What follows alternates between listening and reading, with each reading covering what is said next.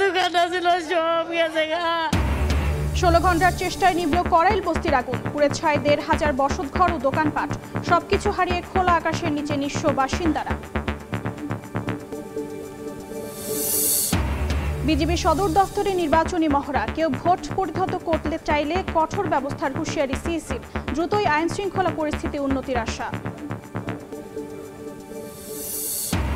Terminal বিদেশিদের ইজারা দেওয়ার প্রতিবাদ শ্রমিক কর্মচারী ঐক্য পরিষদের। চট্টগ্রাম বন্দরের 3 প্রবেশপথ 1.5 ঘন্টা অবরোধ করে বিক্ষোভ, দ্রুত চুক্তি বাতিলের দাবি। ওয়েবসাইট ফেল হচ্ছে বারবার, ঘরে বসে রিচার্জ করা যাবে বাট রিচার্জের পরেও এই জায়গায় এসে ট্যাপ করতে হবে। টাকা ঢুকতেছে না যতক্ষণ আমি এটা পাস না করতেছি। উদ্বোধনের দিনই অচল মেট্রো কার্ডের অনলাইন রিচার্জ সাইট, এভিএন পাঞ্চে বাধ্যতায় ভোগান্তির শঙ্কা যাত্রীদের, জটিলতা কাটলে সময় বাঁচার আশা। এবং মাইলস্টোন ট্র্যাজেডির 129 দিন পর বাবা মায়ের কোলে শিশু সাইবা মেহজাবিন, বার্ন ইনস্টিটিউট থেকে পেল ছাড়পত্র, উচ্ছ্বসিত পরিবার, খুশি চিকিৎসক নার্স।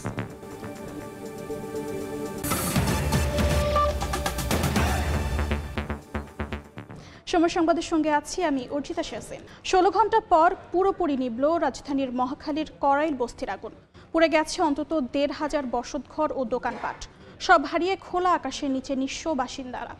সামনের দিনগুলো নিয়ে শঙ্কায় তারা। আগুনে ব্যাপক ক্ষয়ক্ষতি হলেও হতাহতের খবর পাওয়া যায়নি।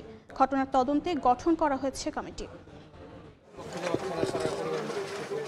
মিনারা বেগম খুঁজছেন মা হোসনে আরাকে, সবকিছু হারিয়ে তার চোখে মুখে এখন নিঃস্ব হবার বেদনা। পাইতাছি না, আমার মার একটু দেখেন কোনো জায়গা আছে নাকি, এই জায়গা নাই, এই জায়গা বিশ্রাইছি নাই। এইখানে বিশ্রাইতেছেন কেন? এই জায়গায় দেখি এখনো তো আসতেছে না, সবাই আসতেছে, আমার মা আসে না, সবাই আসতেছে, আমার মা আসে না। আমাদের ঘর ওই জায়গা ছিল, ওইটা ছিল আমার ঘর। রাজধানীর করাইল বস্তির আগুনে মিনারার মতোই অনেকেই হারিয়েছেন সর্বস্ব, এখন করছেন টিকে থাকার লড়াই, আর পুড়ে যাওয়া মালামাল থেকে খুঁজে বের করার চেষ্টা করছেন অবশিষ্ট যা আছে। আগুনের লেলিহান শিখায় শেষ সম্বলটুকু হারিয়ে খোলা আকাশের নিচে আশ্রয় নেন করাইল বস্তির বাসিন্দারা। সামনের দিনগুলোর কথা ভেবে শঙ্কিত তারা। এদিকে ঘটনাস্থলে ফায়ার সার্ভিসের আসতে দেরি হবার অভিযোগ ভুক্তভোগীদের। সারা রাত শুয়ে আসছিলাম, বাচ্চা কাচ্চারা কাপড় চোপড় দিয়ে ঘুরে রাখছি, নিজের পরনের জিনিস দিয়ে উন্না মুন্না দিয়ে ঘুরে রাখছি। মনে হয় বাইরে কোথাও আছে, তারপরে মনের সন্দেহ আমরা খুঁজতেছি, আমরা তো এখনো পাই নাই, কালকে থেকে এখন পর্যন্ত পাই নাই। পরিবারের লোকজন সবাই পাইছে না, বাদ দিয়েছি, আগে বাদ দিয়েছি, বাদে আমি একলাই আসলাম। তবে তা মানতে নারাজ ফায়ার সার্ভিস। সরু পথ আর উৎসুক জনতার ভিড়ের কারণে আগুন নিয়ন্ত্রণে আনতে বেগ পেতে হয় বলে দাবি তাদের। বলছেন ভয়াবহ আগুনে পুড়ে যায় অন্তত 1500 বসত বাড়ি আর দোকানপাট। ঘটনার কারণ জানতে গঠন করা হয়েছে 5 সদস্যের তদন্ত কমিটি। ব্যাপক ক্ষয়ক্ষতি হলেও এখনো পর্যন্ত কোনো হতাহতের খবর পাওয়া যায়নি। আমরা একসাথে প্রায় 3টা স্টেশন একসাথে আমরা মুভ করেছিলাম, বাট এখানে এসে আমরা রাস্তা সরু, আপনারা বুঝতে পারছেন যে এখানে বেশ অনেক সীমাবদ্ধতার মধ্যে কাজ করতে হয় আমাদের। সঙ্গে সঙ্গে এখানে যে পরিমাণ এই ঘিঞ্জি এলাকা এবং লোকারণ্য ছিল, আমাদেরকে প্রথমেই বেগ পেতে হয় যে আসলে আগুনের সোর্সের দিকে পৌঁছানোটা। সার্চ অপারেশনের পরে হয়তো ছোটোখাটো ক্ষয়ক্ষতি আরও পাওয়া যাবে, সুতরাং ক্ষয়ক্ষতির এক্স্যাক্ট অ্যামাউন্ট কত টাকা হতে পারে, কি পরিমাণ জিনিসপত্র, এগুলো আসলে তদন্তের পরে জানা যাবে। রাজধানীর গুলশান ও বনানী লাগোয়া প্রায় 90 একর জায়গায় করাইল বস্তি। আগুনের লেলিহান শিখায় চোখের সামনেই পুড়ে যায় সেখানে বসবাসকারীদের শেষ সম্বল। গতকাল রাতের আগুনের আগেও এবছরের 21শে ফেব্রুয়ারি রাতে এই করাইল বস্তিতে আগুন লাগে। গেল বছরও 2 দফায় এই করাইল বস্তিতে আগুন লাগে। এই বারবারের আগুন যেন বারবার মনে করিয়ে দেয় সেই একই কথা। এই করাইল বস্তি আর আগুন যেন একই সূত্রে গাথা। আল আমিন তুষার, সময় সংবাদ, ঢাকা। এই মুহূর্তে মহাখালীর করাইল বস্তিতে আছেন সহকর্মী আল আমিন তুষার, সরাসরি যাচ্ছি তার কাছে। করাইল বস্তিতে আগুন কিন্তু নিভে গেছে, নির্বাপন হয়ে গেছে, তবে বিপদ কিন্তু এখনো কাটেনি। তার প্রমাণ যেন আমার পেছনের এখানকার পরিস্থিতি। কারণ এই যে বিভিন্ন জায়গায় যে 2তলা 3তলা করে ঘরগুলো করা হয়েছিল, সেগুলোর যে ছাদ বা যেখানে আসলে মানুষজন অবস্থান করেন, যে ফ্লোরগুলো, সেগুলো কিন্তু প্রতিটি এখন হাঁটলে কিন্তু কাঁপছে। তারপরও এই বিপদের মধ্যেই কিন্তু যে যার সর্বস্ব যতটুকু রয়েছে সেগুলো কিন্তু তারা চেষ্টা করছেন বের করে নিয়ে আসার, এবং এর মধ্য দিয়েই কিন্তু তারা আসলে সর্বোচ্চ চেষ্টা করে যাচ্ছেন শেষ সম্বলটুকু বাঁচাবার। এবং এখানে অনেকের সঙ্গে আমাদের কথা হচ্ছিল, প্রত্যেকের আলাদা আলাদা গল্প, প্রত্যেকের আলাদা আলাদা দুর্দশার কথা কিন্তু তারা আমাদেরকে বলছিলেন একদম পুরোটা। এবং কিছুদিন আগের যে ভূমিকম্পের মতো ঘটনা ঘটলো এবং আফটার শক হলো, তেমন কোনো ঘটনা সৃষ্টিকর্তা না করুক, আবার যদি হয় সেক্ষেত্রে এখানকার যে ছোট ছোট ভবনগুলো রয়েছে, যেই বাড়িগুলো রয়েছে এখানে, সেখানকার যে পরিস্থিতি কি হবে সেটা আসলে বলার অপেক্ষা রাখে না। এর বাইরে আমরা যদি প্রকৃতির কথা বলি, সেখানেও কিন্তু একই অবস্থা। সবুজ গাছ একদম পুড়ে ছাই, গাছে একটি পাতা পর্যন্ত নেই। এছাড়া যেই ভবন, দর্শক নিশ্চয়ই আপনারা দেখতে পাচ্ছেন, পাশ দিয়ে কালো ধোঁয়া, এবং ভবনটা দেখেই বোঝা যাচ্ছে ভবনটা কতটা ঝুঁকিপূর্ণ। এবং তার মধ্য দিয়েই কিন্তু এখানে যারা বসবাস করছেন তারা কিন্তু কাজ করে যাচ্ছেন, এবং তারা তাদের জায়গা থেকে কাজ করছেন। এবং তাদের যে আজকের অবস্থা, এখানে বিভিন্ন বসবাসের জায়গাগুলো, এখানে পানি নেই, বিদ্যুৎ নেই, গ্যাস সিলিন্ডার থেকে আগুনের ঘটনা, অর্থাৎ সেই জায়গা থেকে গ্যাসও নেই বলা চলে। এবং পানির কষ্ট কিন্তু এখানকার বাসিন্দারা কিন্তু বলছেন যে তারা সারা রাত কালকে জেগেছিলেন, কাজ করার চেষ্টা করছেন, কিন্তু সেভাবে খাবার পানির কিন্তু তারা পাচ্ছেন না ওভাবে। এবং বিভিন্ন যেই সাহায্যকারী সংস্থাগুলো রয়েছে তারা কিন্তু খাবার এবং পানির ব্যবস্থা করছেন, তবে সেটা কিন্তু এখানকার যে ক্ষয়ক্ষতি হয়েছে তার তুলনায় অনেকটাই অপ্রতুল, এমনটাও কিন্তু বলছেন অনেকেই। এর বাইরেও যদি আমি বলি, এখানকার সাধারণ মানুষদের মধ্যে কিন্তু সেই আতঙ্ক কিন্তু কখনোই যাচ্ছে না। এবং দুই পাশে থাকা দুটি মসজিদ আমরা দেখেছি, এই মসজিদগুলোতেও কিন্তু আমরা দেখছি যে মসজিদের কিছু অংশ, এর আগে একটা মসজিদ আপনাদেরকে দেখিয়েছি দর্শক, সেখানে কিন্তু মসজিদের ছাদ পড়ে গেছে। আমার পেছনে এখানকার যে মসজিদটি রয়েছে সেটিও কিন্তু সাইড দিয়ে পুড়ে গেছে, আপনারা কিন্তু দর্শক নিশ্চয়ই দেখতে পাচ্ছেন। তো এই ছিল কড়াইল বস্তির যে গতকালের আগুনের যে ঘটনা, তার এখনকার পরিস্থিতি আমার কাছে সবশেষ। যুক্ত ছিলাম মহাখালীর কড়াইল বস্তিতে। নির্বাচন প্রতিহত করতে চাইলে কঠোর ব্যবস্থা নেওয়ার হুঁশিয়ারি দিয়েছেন প্রধান নির্বাচন কমিশনার এএমএম নাসির উদ্দিন। সকালে বিজিবি সদর দফতরে নির্বাচনী প্রশিক্ষণ ও মহড়া পরিদর্শন অনুষ্ঠানে তিনি আরও বলেন, অনাকাঙ্ক্ষিত পরিস্থিতি মোকাবেলা করেই সুষ্ঠু নির্বাচন করবে কমিশন।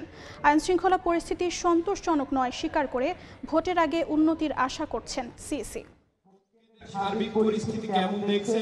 সকাল ৮টা বাজতেই ভোট গ্রহণ শুরু। ১০ মিনিট পরই কেন্দ্রের বাইরে হঠাৎ শোরগোল, বিশৃঙ্খলা, তারপরই কেন্দ্রে ভাঙচুর, ভোট বন্ধের চেষ্টা। পরিস্থিতি নিয়ন্ত্রণে খবর পেয়েই ছুটে আসে বিজিবির এক প্লাটুন সদস্য। অল্প সময়ের মধ্যেই ফিরে আসে ভোট কেন্দ্রের পরিবেশ। নির্বাচন সামনে রেখে বিজিবির সদর দপ্তরে হয়ে গেল মহড়া। পর্যায়ক্রমে প্রশিক্ষণ পাবেন ১২১০ প্লাটুন সদস্য। অনুষ্ঠানে যোগ দিয়ে প্রধান নির্বাচন কমিশনার এএমএম নাসির উদ্দিন বলেন, আইনশৃঙ্খলা পরিস্থিতি সন্তোষজনক না হলেও ভোটের আগে পরিস্থিতির উন্নতি হবে। আমরা যে জাতিকে যে ওয়াদা দিয়েছি, আমরা এই যে একটা সুন্দর সুষ্ঠু নিরপেক্ষ নির্বাচন উপহার দেওয়ার জন্য আমরা সেটা ইনশাল্লাহ সবাই মিলে ইনশাল্লাহ অর্জন করব এবং ডেলিভার করব। আইনশৃঙ্খলা পরিস্থিতি আমি বলবো না যে একটা পারফেক্ট লেভেলে চলে গেছে, এটা বলবো না। ভোটের তারিখ আসতে আসতে দেখবেন যে everything is falling in line এবং সবকিছু ঠিক হয়ে যাবে। ভোট প্রতিহত করতে চাইলে কঠোর ব্যবস্থা নেওয়ার হুঁশিয়ারি দেন সিইসি। যারা প্রতিহত করার ঘোষণা দিচ্ছে, যারা সব ধরনের ব্যবস্থা আমরা নিব, যাতে কেউ সহযোগিতা লাগবে, আপনাদের সহযোগিতা লাগবে, সাংবাদিকদের সহযোগিতা লাগবে, দেশবাসীর সহযোগিতা লাগবে, ভোটারদের সহযোগিতা লাগবে। সবাই মিলে এই ধরনের সিচুয়েশন, অনাকাঙ্ক্ষিত সিচুয়েশন আমরা প্রতিহত করব। নির্বাচনে দায়িত্ব পালন করবেন প্রায় ৩৫,০০০ বিজিবির সদস্য। কাউসারা চৌধুরী, কুমু, সময় সংবাদ, ঢাকা। নিউমোরিং কন্টেইনার টার্মিনাল ইজারা প্রক্রিয়া বন্ধ এবং লালদিয়ার চরে টার্মিনাল নির্মাণ বিদেশি কোম্পানিকে দেওয়ার প্রতিবাদে চট্টগ্রাম বন্দরের ৩টি প্রবেশপথ অবরোধ করে বিক্ষোভ করেছে শ্রমিক কর্মচারী ঐক্য পরিষদ। সকালে লাল পতাকা হাতে মিছিল নিয়ে নগরীর মাইলের মাথা, টোল প্লাজা গেট ও বড় পোল এলাকায় জড়ো হন শ্রমিকরা। এরপর বন্দরের প্রবেশপথ অবরোধ করে বিক্ষোভ শুরু করেন তারা। নিউমোরিং কন্টেইনার টার্মিনাল লাভজনক প্রতিষ্ঠান, এটি ইজারার সিদ্ধান্ত আত্মঘাতী বলে দাবি করেন শ্রমিক নেতারা। অভিযোগ করেন বন্দরের মতো স্থাপনাগুলো বিদেশিদের দেয়া জাতীয় স্বার্থের পরিপন্থী। এদিকে অবরোধের কারণে বন্দরমুখী পণ্যবাহী ট্রাক, কাভার্ড ভ্যান চলাচল বন্ধ হয়। দুর্ভোগে পড়েন চালক ও ব্যবসায়ীরা। পরে ১.৫ ঘন্টা পর অবরোধ তুলে নিলে স্বাভাবিক হয় বন্দরের কার্যক্রম। উদ্বোধনের দিনই অচল অবস্থায় অনলাইনে মেট্রো কার্ড রিচার্জের ওয়েবসাইট।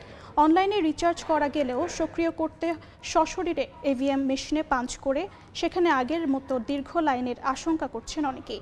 তবে জটিলতা কাটিয়ে উঠলে নতুন এই সেবাটি সময় বাঁচাবে বলে প্রত্যাশা যাত্রীদের। চালু হলো মেট্রো রেল কার্ডের অনলাইন রিচার্জ সেবা, অর্থাৎ ঘরে বসেই মোবাইল ফাইন্যান্সিয়াল সার্ভিস, বিকাশ, নগদ কিংবা অনলাইন ব্যাংকিংয়ের মাধ্যমে রিচার্জ করা যাবে এমআরটি পাস অথবা র্যাপিড পাস কার্ডে। পরবর্তীতে রিচার্জটিকে সক্রিয় করে নিতে হবে এই এভিএম মেশিনে পাঞ্চ করার মাধ্যমে। সময় বাঁচাতে এমন উদ্যোগকে ইতিবাচকভাবে দেখা হলেও বাস্তব চিত্রে দেখা মিলেছে কিছু প্রতিবন্ধকতার। বারবার চেষ্টা করেও অনলাইনে রিচার্জের জন্য ঢাকা পরিবহন সমন্বয় কর্তৃপক্ষ ডিটিসি এর দেওয়া ওয়েবসাইটে ঢুকতে পারছেন না এই যাত্রী। অবশেষে হাল ছেড়ে দিয়ে জানালেন হতাশার কথা। ওয়েবসাইট ফেল হচ্ছে বারবার। শুনলাম যে ঘরে বসে রিচার্জ করা যাবে, বাট রিচার্জের পরেও এই জায়গায় এসে ট্যাপ করতে হবে। এই জিনিসটা আমার কাছে একটু আনইউজুয়াল লেগেছে, যেহেতু আমি এক্সট্রা চার্জ দিচ্ছি, দেওয়ার পরে আবার এই জায়গায় এখন হয়তো সবাই জানে না, বাট জানার পরে এই জায়গায় লাইন হবে, জিনিসটা সেমই হলো। অ্যাডেড ভ্যালু মেশিন বা এভিএম এ পাঞ্চ করা নিয়ে দীর্ঘ লাইনের ভোগান্তির আশঙ্কা করছেন আরও অনেকেই। কার্ডে টাকা ঢুকতেছে না যতক্ষণ আমি এটাই পাস না করতেছি, তাই এক্ষেত্রেও আবার দেখা যাচ্ছে একটা লাইনের বিষয় আছে, সেক্ষেত্রেও একটু ভোগান্তি হচ্ছে। আশা করতেছে কর্তৃপক্ষ এটা বিবেচনার দৃষ্টিতে দেখুক। ডিটিসি এর নির্বাহী পরিচালক নীলিমা আক্তার বলেন, কারিগরি কারণেই এভিএম মেশিনে পাঞ্চ করে সক্রিয় করতে হবে রিচার্জ। ওয়েবসাইটের অচল অবস্থার কথা জিজ্ঞেস করলে জানান, সার্ভারের ধারণ ক্ষমতার বেশি ব্যবহারকারী হওয়ায় তৈরি হয়েছে জটিলতা। সমস্যা কাটিয়ে ওঠার আশ্বাসও দেন তিনি। র্যাপিড পাসের যে ফেলিকার চিপস আছে, এটার সাথে কম্পেটিবল হচ্ছে এই মেশিনটা। এটাতে টাচ না করে এটাতে ওভারলুক করে যাওয়ার কোনো উপায় নাই। একটা সাইড আপনার ইউজ হয় নাই, হয়তো তার ক্যাপাসিটি হয়তো 2500, তো এটাকে আরো বাড়াতে হবে, আরো বেশি হিট হবে। যত বেশি ইয়েগুলো অংশগ্রহণ করবে তত এটাকে একটু জটিল হবে। তবে কারিগরি জটিলতা ছাপিয়ে সেবাটি চালু হওয়ায় আনন্দিত মেট্রো রেল যাত্রীরা। সব ঠিকঠাক থাকলে ভোগান্তি কমবে এমনটাই আশা তাদের। এটা আমার জন্য ভালো। আমি বিকাশ থেকে আমি রিচার্জ করলাম, আইসা পাঞ্চ করার ব্যাপার না, পাঞ্চ করলাম, অসুবিধা কি? লাইন সব জায়গায় থাকে, তারপরেও আমার মনে হচ্ছে যে ওইখান থেকে এখানে লাইন একটু কম হবে। ডাবল এন্ট্রির জন্য একটা ঝামেলা হয়, এখান থেকে যদি এন্ট্রি করে তো অনেকক্ষণ ওয়েট করতে হয়, তো এটা খুবই টাইম বেঁচে যায়। 25শে নভেম্বর শুরু হওয়া এই সেবাটির মাধ্যমে অনলাইনে সর্বনিম্ন 100 টাকা থেকে শুরু করে 5000 টাকা পর্যন্ত কার্ড রিচার্জ করতে পারবেন যাত্রীরা। শাবাব ওয়াসি, সময় সংবাদ, ঢাকা। প্রাণী সম্পদ খাতের গুরুত্ব তুলে ধরে সবাইকে এক হয়ে কাজ করার আহ্বান জানিয়েছেন প্রধান উপদেষ্টা ডক্টর মোহাম্মদ ইউনূস। সকালে রাজধানীর চীন মৈত্রী সম্মেলন কেন্দ্রে জাতীয় প্রাণী সম্পদ সপ্তাহের উদ্বোধনী অনুষ্ঠানে ভিডিও বার্তায় এই আহ্বান জানান তিনি। এ সময় পরিকল্পনা উপদেষ্টা ওয়াহিদুদ্দিন মাহমুদ বলেন, অন্তর্বর্তী সরকারের শেষ সময়ে এসে এই আয়োজন করে একটি পদচিহ্ন রেখে যাচ্ছে সরকার, যা আগামীতেও অব্যাহত থাকবে। অনুষ্ঠানে প্রাণী সম্পদ খাতে অবদানের স্বীকৃতি স্বরূপ 5টি ক্যাটাগরিতে 15টি পদক ও অর্থ পুরস্কার দেওয়া হয়। 2 ডিসেম্বর পর্যন্ত কেন্দ্রীয়, জেলা ও উপজেলা পর্যায়ে একযোগে উদযাপিত হবে প্রাণী সম্পদ সপ্তাহ।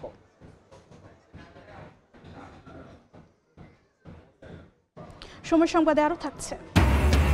আখ ও খেজুরের রস ছাড়াই তৈরি হচ্ছে টনকে টন গুড়। কাপড়ের রং, চুন সহ ক্ষতিকর কেমিক্যাল ব্যবহার। রাজশাহীতে অভিযানে ভেজাল সামগ্রী ধ্বংস, 4 প্রতিষ্ঠানকে জরিমানা। একমাত্র আরএফএল ক্লাস পাইপ নিশ্চিত করে প্রতি ইঞ্চিতে সঠিক থিকনেস ও সঠিক মাপ। পাইপের বস, না কিনলে লস।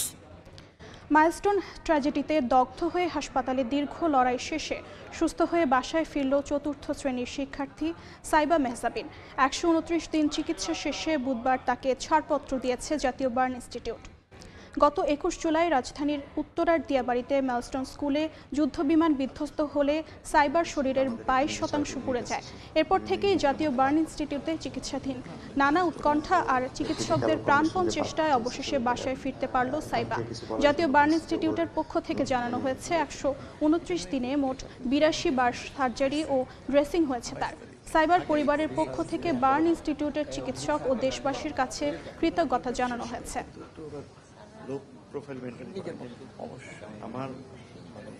এর মতো আমরা একটা ট্রমার মধ্যেই ছিলাম। তারপর আলহামদুলিল্লাহ যে এখানে আসার পরে হচ্ছে ওনারা মানে ওর ডক্টররা যেভাবে ওকে ট্রিটমেন্ট করাইছে, এরপরে হেল্প পাইছে আমরা অনেক। ওনারাও মানে কোনোভাবে চাচ্ছিল না যে মেয়েটার কষ্ট হোক, ওর যেভাবে ওর ভালো হয়, ওর জন্য ওর কষ্ট যাতে না হয়। এই হাসপাতালের যত ডাক্তার, নার্স, ওয়ার্ড বয়, তাদের প্রতি আমরা সবাই কৃতজ্ঞ এবং তারা অনেক পরিশ্রম করছে, অনেক কষ্ট করছে সাইবার জন্য। এই মুহূর্তে জাতীয় বার্ন ইনস্টিটিউটে আছেন সহকর্মী হায়দার আলী, সরাসরি যাচ্ছি তার কাছে। চলতি বছরের 21 জুলাই রাজধানীর উত্তরা মাইলস্টোন স্কুলে যে বিমান বাহিনীর যুদ্ধ বিমান বিধ্বস্তের ঘটনা, সেই ঘটনার 128 দিন পর আজকে জাতীয় বার্ন ইনস্টিটিউট থেকে এক শিক্ষার্থীকে ছাড়পত্র দেওয়া হয়েছে। তার নাম তাইবা মেহজাবিন। কিছুক্ষণ আগেই ইনস্টিটিউটে চিকিৎসকরা এক সংবাদ সম্মেলনে তার আনুষ্ঠানিকভাবে ছাড়পত্র তুলে দেন তার হাতে। এরপরই মূলত এখন এই মেহজাবিন সে বাসায় ফেরার প্রস্তুতি নিচ্ছে। আমি যদি ঘটনা সম্পর্কে জানিয়ে রাখি যে গত চলতি বছরের 21 জুলাই যখন বিমান বিধ্বস্তের এই ঘটনা ঘটে তার পরপরই তাকে মূলত এই বার্ন ইনস্টিটিউটের জরুরি বিভাগে নিয়ে আসে এবং তখন চিকিৎসকরা জানিয়েছিলেন যে তার কোমর, পিঠ, পা এবং হাত সহ তার শরীরের মোট 22% মতো পুড়ে গেছে এবং তার অবস্থা আশঙ্কাজনক ছিল। এই ঘটনায় তাকে এর পরবর্তীতে 128 দিনে বহুবার তাকে অপারেশন থিয়েটারে নেওয়া হয়েছে। তাকে ছোট বড় অসংখ্য অপারেশন করা হয়েছে। সবশেষ তার ক্ষত স্থানে অন্য শরীর থেকে চামড়া এনে প্রতিস্থাপন করা হয়েছে। সেখান থেকে তার ধীরে ধীরে সুস্থতার পর আজকে তাকে আনুষ্ঠানিকভাবে ছুটি দেওয়া হলো। এই ঘটনায় এখনো আবিদুর রহমান নামে এক শিশু শিক্ষার্থী ভর্তি রয়েছে। তার শরীরে 22% দগ্ধ রয়েছে। তাকেও কয়েকদিনের মধ্যে ছাড়পত্র দেওয়া হবে বলে চিকিৎসকরা বলছিলেন। এই ঘটনায় এখন পর্যন্ত এই 36 জনের নিহত হয়েছে এবং 150-রও বেশি শিক্ষার্থী তারা এই ঘটনায় আহত হয়েছেন এবং তাদের মধ্যে অধিকাংশই চিকিৎসা নিয়ে চলে গেছেন। এই বার্ন ইনস্টিটিউটে 36 জন আশঙ্কাজনক রোগী ভর্তি ছিল। আজকে এই তাইবার ছুটির মাধ্যমে 35 জনের ছুটি হলো এবং একজন এখনো ভর্তি আছে, তাকে কয়েকদিনের মধ্যে ছাড়পত্র দেওয়া হবে। তো এই ছিল উত্তরার মাইলস্টোন ট্র্যাজেডির এই শিক্ষার্থীকে যাকে ছাড়পত্র দেওয়া হলো তার সবশেষ তথ্য। যুক্ত ছিলাম জাতীয় বার্ন ইনস্টিটিউটে। আখ ও খেজুরের রস ছাড়াই তৈরি হচ্ছে টনকে টন গুড়। ব্যবহার করা হচ্ছে কাপড়ের রং, চুন সহ ক্ষতিকর কেমিক্যাল। রাজশাহীতে অভিযান চালিয়ে 4 প্রতিষ্ঠানকে জরিমানা করেছে ভোক্তা অধিকার অধিদপ্তর। এ সময় গুড় তৈরিতে ব্যবহার করা ভেজাল সামগ্রী ধ্বংস করে নেন। নেই আখ কিংবা খেজুরের রস, তারপরও তৈরি হচ্ছে টনকে টন গুড়। রাজশাহীর বাঘা উপজেলার শাহাপুর এলাকায় 4টি গুড় কারখানার একই চিত্র। রসের বদলে ব্যবহার করা হচ্ছে চিনি, দেয়া হয় আটা, হাইড্রোস, ফিটকারি সহ ক্ষতিকর নানা উপাদান। আকর্ষণীয় করতে ব্যবহার করা হচ্ছে চুন ও কাপড়ের রং। চিনি দিয়ে চুন দেয়, হালকা ভাইরাস দেয়, একটু কালার দেয়, এভাবে গুড়গিনি তৈরি হয় এখান থেকে। আমরা এখান থেকে চিনির গুড় বিলি পেয়েছি। বুধবার সকালে কারখানাগুলোতে অভিযান চালায় র্যাব। এ সময় বিপুল পরিমাণ গুড় জব্দের পর তা ধ্বংস করা হয়। চিনি ও রাসায়নিকে তৈরি এই ভেজাল গুড় মানবদেহের জন্য অত্যন্ত ক্ষতিকর বলে জানায় র্যাব। প্লাস্টিক জ্বালানির মাধ্যমে তারা এই গুড়টা তৈরি করছে। আপনারা সবাই জানেন এই প্লাস্টিকের যে ধোঁয়া যে উঠে, এটা আপনার খুবই ক্ষতিকারক, পরিবেশের জন্য ক্ষতিকারক এবং এই জিনিসটা তারা এই গুড়ের মধ্যে আপনার যায়। এটা মানব স্বাস্থ্যের জন্য খুবই ক্ষতিকারক। দীর্ঘদিন ধরেই এসব ভেজাল গুড় সরবরাহ করা হচ্ছিল রাজশাহী, নাটোর, পাবনা সহ দেশের বিভিন্ন জেলায়। বাজার থেকে চিনি কিনে আনে, চিনির সাথে এখানে হলো রং, ফ্লেভার, হাইড্রোস এইসব মিশিয়ে, পানির সাথে মিশিয়ে এটাকে নতুন একটা ফরম্যাট দেওয়া, অর্থাৎ চিনির একটা রূপান্তরিত রূপ হলো গুড়। এখানে খেজুরের গুড় বা আখের গুড় কিছু নেই। 4টা কারখানা অভিযান চালিয়ে মোট 1,70,000 টাকা জরিমানা করেছি। অভিযানে প্রতিষ্ঠানগুলোকে 1,70,000 টাকা জরিমানা করে ভোক্তা অধিদপ্তর। সময় সংবাদ, রাজশাহী। খসে পড়ছে পলেস্তারা, জরাজীর্ণ ভবন। দেশের বেশিরভাগ কমিউনিটি ক্লিনিকের বেহাল দশা, অবকাঠামো দৈন্যদশা এবং ওষুধের অপ্রতুলতা নিয়ে চলছে খুঁড়িয়ে খুঁড়িয়ে। এতে সেবা বঞ্চিত হচ্ছেন প্রান্তিকের সাধারণ মানুষ। প্রান্তিক জনগণের সেবা নিশ্চিতে ঢেলে সাজানোর পরিকল্পনার কথা জানায় কর্তৃপক্ষ। অনুপ দত্তের ছবিতে শাহিন আলমের রিপোর্ট। খসে পড়ছে ছাদের পলেস্তারা, জীর্ণ ও ধুলামাখা অবস্থায় পড়ে আছে রোগীর বিছানা। সম্প্রতি ক্লিনিকের বৈদ্যুতিক ফ্যান খুলে পড়ে আহত হয়েছেন সেবা নিতে আসা এক রোগী। গাজীপুর সদর উপজেলার বানিয়ারচালা কমিউনিটি ক্লিনিক যেন পরিত্যক্ত কোনো ভবন, যে কোনো মুহূর্তে আবারও ঘটতে পারে বড় দুর্ঘটনা। ঝুঁকি নিয়ে একজন হেলথ কেয়ার প্রোভাইডার চিকিৎসা দিচ্ছেন কোনো রকম। ঔষধ সংকটের কথা স্বীকার করে তিনি বলছেন, বারবার জানালেও আসে না প্রয়োজনীয় তথ্য, এমনকি ডায়াবেটিক্স পরীক্ষার কিটও নেই এই স্বাস্থ্য ক্লিনিকে। মিটার ব্রাস্ট হয়ে গেছে, তারপরে 2টা ফ্যান নষ্ট হয়ে রয়েছে, তারপরে আমি আসার একটু আগেই ঘটনা ঘটছে, আমি যদি থাকতাম তাহলে তো অবস্থা খারাপই ছিল।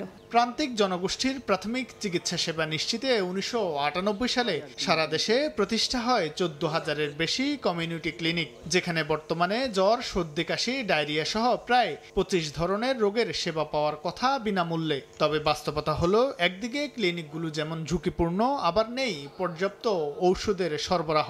আমাদের সেবা দিতে গিয়ে যেটার সমস্যার সম্মুখীন হচ্ছি সেটা হলো আমাদের ওষুধ এর পরবর্তীতে সাপ্লাইয়ের স্বল্পতা আছে, ওষুধ আমরা ওইভাবে পাচ্ছি না। যারা সেবা নিতে আসে, যে পরিস্থিতি আপনার হচ্ছিল ভেঙে ভেঙে পড়ছে, এখন দেখা গেল যে নিচের থেকে ভেঙে পড়ে গেল, বা আবার দেখা গেল উপর থেকেই আপনার ভবন ধসে গেল, তখন তো আমি সহ বা যারা সেবা গ্রহীতা যারা আসবে তারা সহ তো আপনার খুব বিপদের ভিতরে পড়ে যাবে। সেবা দিতে গেলে ওষুধের যে ঘাটতি, এই ঘাটতিটা তো আমাদের যতটুকু পরিমাণ ওষুধ দেয় হচ্ছেন, সেই ওষুধের তুলনায় আমাদের রোগীর পরিমাণ হলো বেশি।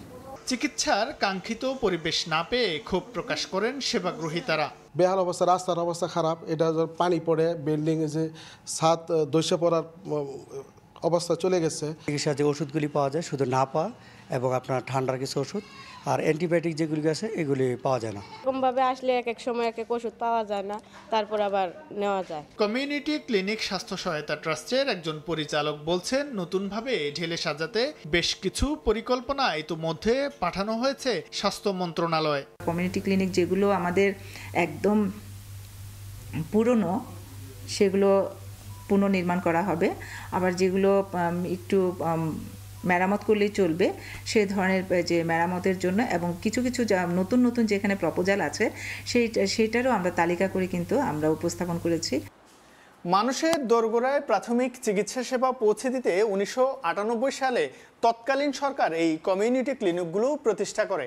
বর্তমানে এখানে 20 থেকে 25 ধরনের ওষুধ পাওয়া যাওয়ার কথা থাকলেও মিলছে যৎসামান্য, কোথাও কোথাও তাও পাওয়া যাচ্ছে না। প্রান্তিক মানুষের প্রত্যাশা, এই প্রতিষ্ঠানগুলোর দিকে সরকার নজরদারি বাড়াবে। শাহিন আলম, সময় সংবাদ, ঢাকা। বিভিন্ন জেলার আইন শৃঙ্খলা পরিস্থিতি বিবেচনায় 3 ক্যাটাগরিতে এসপি পদায়ন করা হয়েছে বলে জানিয়েছেন স্বরাষ্ট্র উপদেষ্টা। তিনি জানান, আগের 18 জনকে তুলে নেওয়ার পর সেখানে নতুন এসপি নিয়োগ হয়েছে। এরপর বাকিদের বিভিন্ন জেলায় নিয়োগ দেওয়া হয়েছে লটারির মাধ্যমে। সড়কে চাঁদাবাজি বন্ধ না হলেও কমানোর চেষ্টা চলছে বলেও জানান উপদেষ্টা। স্বরাষ্ট্র মন্ত্রণালয় দেখতে পুলিশ, বিজিবি, আনসার, তারপরে ফায়ার ব্রিগেড, তারপরে কি কারা, কোনোটার রিক্রুটমেন্টের ক্ষেত্রে কিন্তু আপনারা মানে ওরকম কোনো গন্ধ পান নাই। এটার ক্ষেত্রে যদি কোথাও কোনো গন্ধ পান আপনারা অবশ্যই জানাবেন, যে দুর্নীতির সাথে যদি কেউ জড়িত হয় তাহলে কিন্তু ছাড় দেওয়া হবে না। জেলাগুলি নির্ধারণ করে তারপর আমরা এসপিদেরও ওইরকম কর্তৃক আরে করে দিব।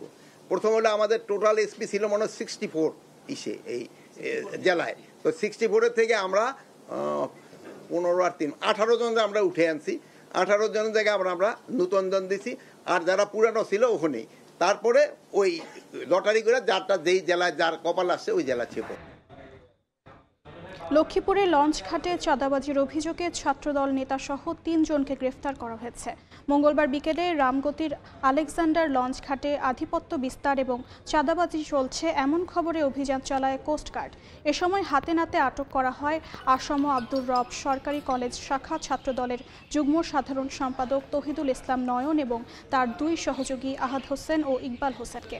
এ ঘটনায় রাতেই রামগতি থানায় একটি মামলা করা হয়েছে।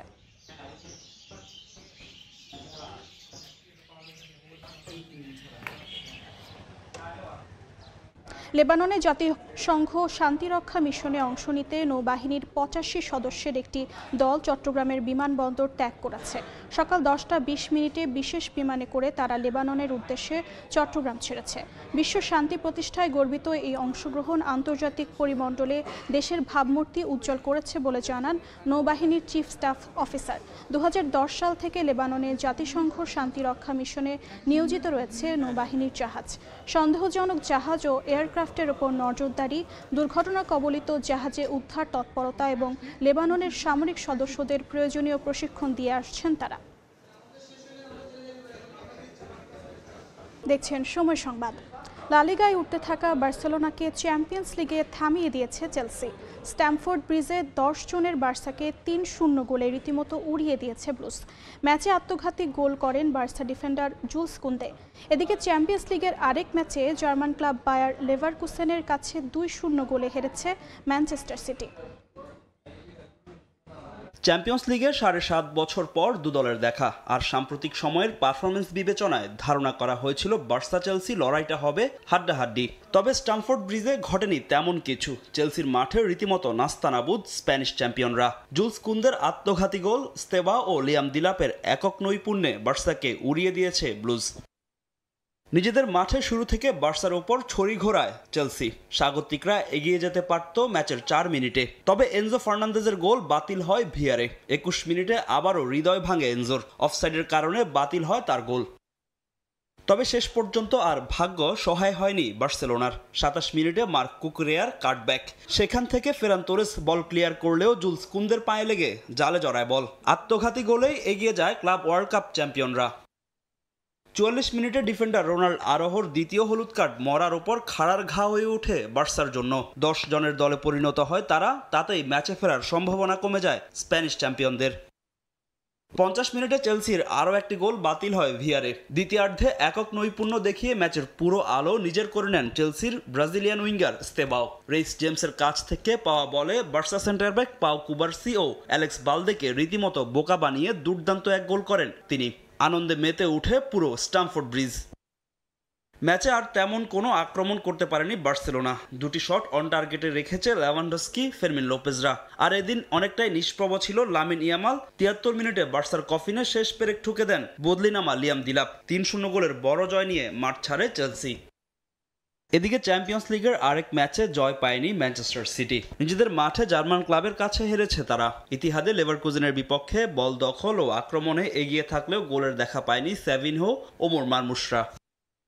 23 মিনিটে এগিয়ে যায় লেভারকুজেন। ক্রিস্টিয়ান কোফানোর অ্যাসিস্টে জার্মান ক্লাবটিকে লিড এনে দেন আলেহান্দ্রো গ্রিমালদো। গোল খেয়ে ম্যাচে ফেরার চেষ্টা করে সিটি, তবে তাদের সব আক্রমণ যেন মুখ থুবড়ে পড়ছিল কুজেনের ডিফেন্সে। পিছিয়ে থেকেই প্রথমার্ধ শেষ করে পেপ গার্দিওলার শিষ্যরা। দ্বিতীয়ার্ধে 54 মিনিটে প্যাট্রিক শিকের গোলে 2-0 গোলের লিড নেয় লেভারকুজেন। সেখান থেকে আর ম্যাচে ফিরতে পারেনি সিটি। শেষ পর্যন্ত 2-0 গোলের হার নিয়ে মাঠ ছাড়ে তারা। ফাহিম ইসলাম, সময় সংবাদ। আনুষ্ঠানিকভাবে উন্মোচিত হলো বাংলাদেশ আয়ারল্যান্ড টি-20 সিরিজের ট্রফি। তবে এবার কোনো ঐতিহাসিক স্থাপনায় নয়, টিম হোটেলে প্রাঙ্গণে ফটো সেশনে অংশ নেন দু দলের অধিনায়ক। বেলা 11:15টায় অনেকটা সাদামাটাভাবেই হয় ট্রফি আনভেইলিং পর্ব। আইরিশ অধিনায়ক পল স্টার্লিংয়ের সঙ্গে টাইগার অধিনায়ক লিটন কুমার দাস সম্পন্ন করেন আনুষ্ঠানিকতা। তৃতীয়বারের মতো এই ফরম্যাটে দ্বিপাক্ষিক সিরিজে লড়বে দুই দল। তবে এই চট্টগ্রামে খেলা নিজেদের সবশেষ টি-20তে বাংলাদেশকে হারানোর সুখস্মৃতি আছে আইরিশদের। সবশেষ 2023 সালে 3 ম্যাচের টি-20 সিরিজ খেলেছিল বাংলাদেশ ও আয়ারল্যান্ড। সেই সিরিজ 2-1 ব্যবধানে জিতেছিল টাইগার্স। আগামী বছরের টি-20 বিশ্বকাপের আগে এটাই টাইগারদের শেষ সিরিজ।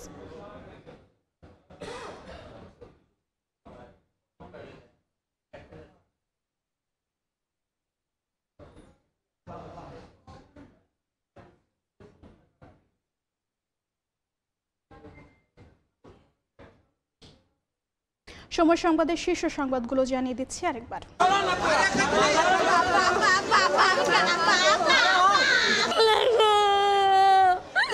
আমার বাড়ি আসলো, দোকান আসলো, সব গেছে।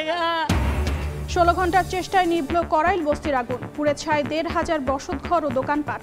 সবকিছু হারিয়ে খোলা আকাশের নিচে নিঃস্ব বাসিন্দারা। বিজিবি সদর দফতরে নির্বাচনী মহড়া। কেউ ভোট প্রতিহত করতে চাইলে কঠোর ব্যবস্থার হুঁশিয়ারি সিইসির।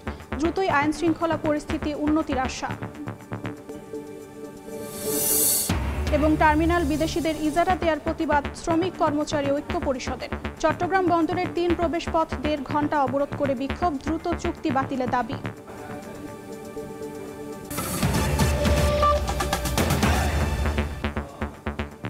এ ছিল দুপুর 12টার সময় সংবাদে।